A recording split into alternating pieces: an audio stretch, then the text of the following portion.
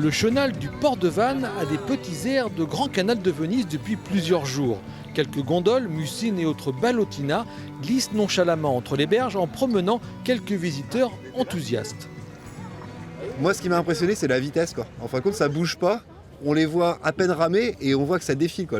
Ça va très très vite, c'est bien, c'est super agréable.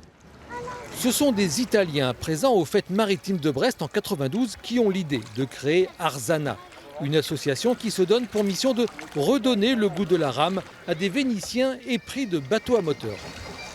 Il y a plusieurs bateaux qui sont en train de disparaître.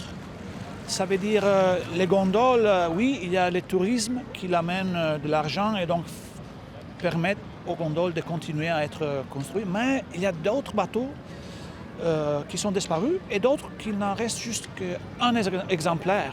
Et on protège ça, on garde ça, on restaure ça. Et Arzana n'est pas venue seule.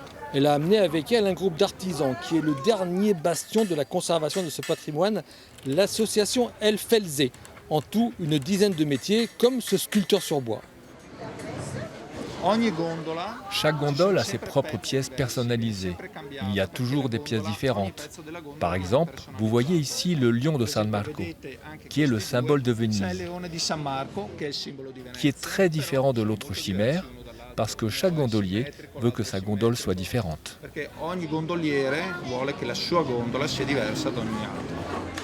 Un savoir-faire où la mémoire des mains façonne chaque forcola, comprenez la dame de nage, en fonction de son gondolier. Pour chaque position dans les différents types de bateaux, il y a des formes particulières. En plus, ces formes-là sont personnalisées selon la taille du rameur. Et le Felze, c'est cette petite cabine sur la gondole qui abritait, entre autres, les aventures amoureuses de Casanova.